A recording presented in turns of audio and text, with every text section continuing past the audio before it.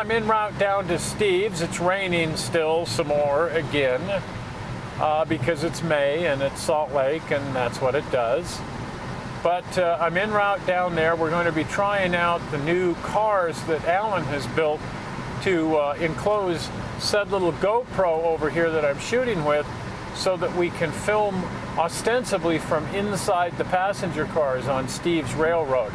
It's an exciting concept and a good deal of fun. There's a lot of little miniature cameras on the market for doing this sort of thing now. Well, they're not really intended for doing model railroads, but you know what? They work just great for that, so that's what we're going to be using them for. In many ways, Steve's Railroad is ideal for this. The scenery wraps completely around the tracks in a lot of places. In fact, it's often difficult to see the trains. Moreover, the railroad has a super high level of finish. O-scale guy Al Badham is the principal creator of these wonderful little cars, and I'll let him explain to you how they work. One evening, we were all sitting around Madame Wu's, listening to the stride styles of the professor, when Dale announced he'd acquired a new camera, a GoPro, which is small enough that it could adequately be stuffed into an ON3 car. The first effort was a passenger car, and it has 3 windows, 4 seats, pretty much finished, and then we started experimenting. We found that the GoPro, when installed, blocked much of the light that would have illuminated the interior. We initially debated the use of lights on the inside of the car, but somebody came up with the idea of mirrors in either end, and I do not remember who.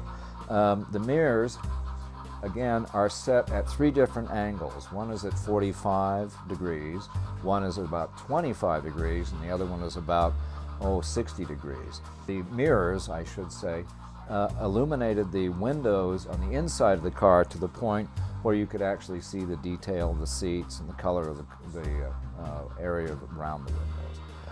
The GoPro, when installed, extended slightly beyond the edge of the frame, and we had to build a box which did extend somewhat beyond the car. However, it wasn't enough of an extension that it interfered with the operation of the car. The camera installs like that, and it sits at a slight angle, about 15 degrees, pointed downward. The camera's proved really successful in terms of what it's shooting. In fact, it's turned out so successful that we decided a caboose car would also be a good idea. The caboose car is not finished on the outside at all. It's basically just the way the evergreen plastic came. However, the interior of the car is finished to a pretty level of detail. The camera fits vertically in the car, right? And windows in the side provide sufficient light that you could actually see the interior detail quite clearly. Also, the camera sits a little bit away from the back of the car, something we couldn't do with a passenger car, and it allows ambient light to leak in around the camera. This guy has proven to be really fun and interesting to work with. The door was left open, so you have a pretty good opening to shoot through, as well as the windows at the side, right? The downward angle was provided through experimentation.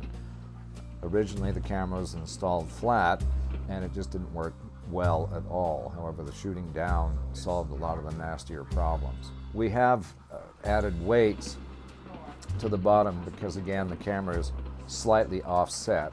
So we've got a string of weights to the far side.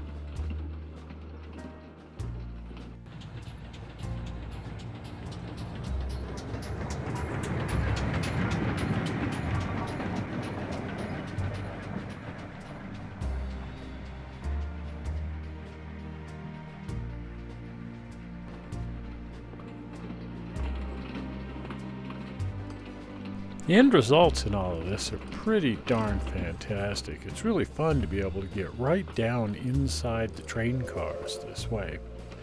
Moreover, the little GoPros can be stuffed into some areas other than just these cars, like up here on the roof walks.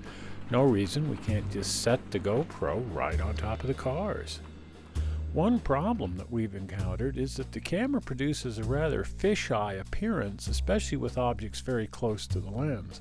To fix this, I take the footage into After Effects and use a plug-in called Optics Compensation.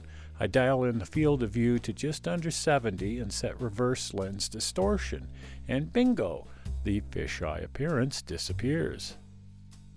From After Effects, I can also sort of recompose the shot, tilting up slightly, tilting down slightly, moving in slightly.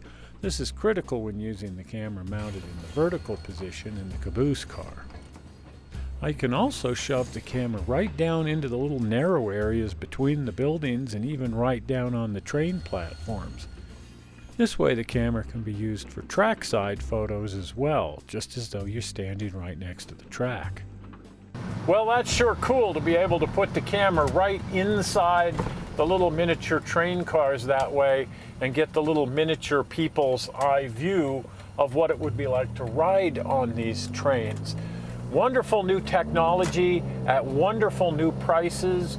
The first time I ever tried putting a camera inside of a car was probably 20 years ago with something called a cigar camera, because it was about the size of a cigar, about the size of my thumb or maybe my pinky finger. It was $4,000, and it was trailing a cord to camera electronics that then went to the video recorder.